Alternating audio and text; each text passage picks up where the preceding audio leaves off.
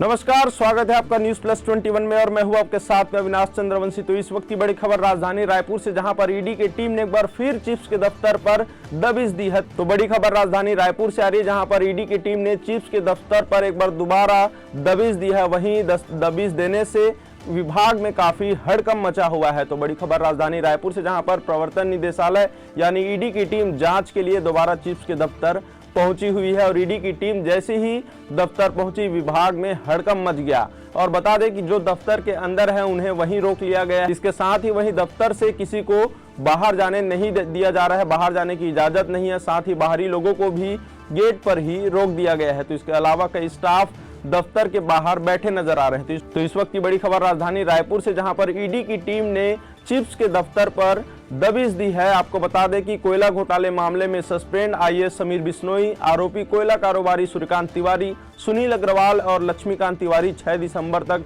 न्यायिक हिरासत में है। बता दें कि समीर बिश्नोई को इसी साल चिप्स के सीईओ बनाए गए थे और ईडी की दबिश के बाद जो है काफी हड़कंप मचा हुआ है। प्रदेश में कई जगहों पर, कई ठिकानों पर ईडी जो है दबिश दे रही है लगातार। और ये बड़ी खबर जो है राजधानी रायपुर से, जहां पर ईडी की टीम जो है चिप्स के दफ्तर पहुंची हुई है। वहां चिप्स के दफ्तर में पहुंचते ही भी पूरे विभाग में हड़कंप मच गया है। तो बड़ी खबर राजधानी रायपुर से, और आगे इसी विषय पर हम आपको लगातार अपडेट देते रहेंगे। तब तक के लिए देखते रहें न्यूज प्लस 21, आपके हक की बात।